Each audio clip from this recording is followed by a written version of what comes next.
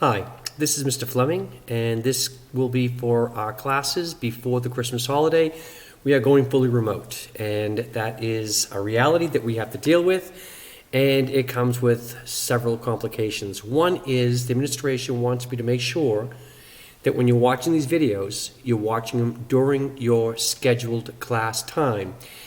They want me to keep an attendance, a real-world attendance, so that I can do the videos fine, but you need to watch them during your scheduled class time. So for that Art 1 at 7:30 in the morning, I'm afraid you have to watch the video at 7:30 in the morning. I'll use the Google Docs to do my attendance, and we'll go from there.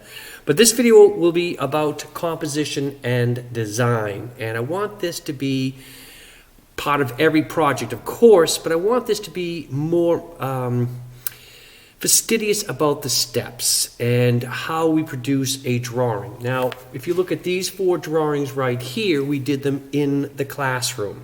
And I did them very specifically with this rough draft. Now, I did this rough draft that came from my sketchbook, and I gave this to my Art 1 students. That'd be Art 1G or Art 1A.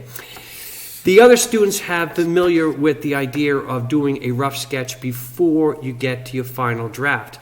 And if you look at this, there are many different types of rough sketches here, but I wanted a variety of images so I could choose to create something new and unique. And that's really what I'm trying to do here, is not just get a unique drawing, but one that's well organized, one that's thought out, and one that has a good degree of planning. Now with this one, I also gave you the back of this one, in which I gave you a variety of different color systems you could use: primary, secondary, analogous, monochromatic, complementary, and I left that one blank. You can choose. And what I separated was my foreground, my midground, my background, and I also chose very carefully to do 3 horizontal and 3 vertical. Those steps should be done all the time before we start any project. You want to know what colors you want to try out. You want to know your picture plane orientation, whether it's vertical or horizontal. And you want to establish clearly, even if it's abstract, where is my foreground, my midground, and my background. If I'm using color fields, I need to know that warm colors are going to project into space, while cool colors are going to recede back into space. That understanding does help, but it is in the application that we will actually be learning. It is in the doing that the learning actually happens. I can read a book about riding a bicycle, but eventually I have to get on the bike and ride it to really know how to do it. So looking at these 4, let's take a look at our compositions, shall we? Here are our rough sketches in here. Here are our color sketches. So you can see with these 3 right here, I took them and I changed them just a little bit and made color much, much more the focus. Over here, you can see with this design kind of changed a great deal. I still have Mary and Jesus holding each other, but I put Joseph in the background. Over here, we can see these 3 wise men in my foreground right there. We can see my major scene right there. And as far as the shepherds, I did put them way in the background, way over here. But all of these drawings come from my studies, so I know exactly what I'm going to do. So when you're doing your projects, I very clearly have to see, and this should be in your schedule. This passed out at the beginning of the year.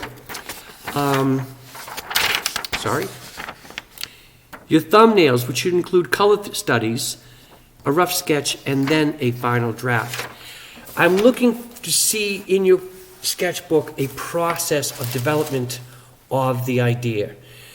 Now, the sketchbook should also include your own drawings, your own studies, but these projects are designed to help you increase your skills with the techniques of producing art. But the first skill really has to be with planning and organizing, composition and design, then the execution. But doing these first steps can really, really help us out. So I'm going to wish you guys all a very Merry Christmas. For those people who I have not seen your final project before Christmas, whether it's the Art 4, I'm looking for figure drawing. Art 3, figure drawings also. Art 2, you needed to illustrate a poem or fire and ice. I gave you that option. Art 1, you should have 2 Christmas scenes showing foreground, midground, background. I'm not that concerned about foreground, midground, background. as far as being a Christmas scene, it just had to show the space established. And for many of you, I have not seen your 2-point perspective. That also has to be submitted to me. It is progress report time, so we have time before the end of the quarter. So for those people who are worried about grades or grades are not in there, we have time to get them in there. We'll have to just do it remotely. So for all of you, enjoy your holiday, and let's make some art, because art won't make itself.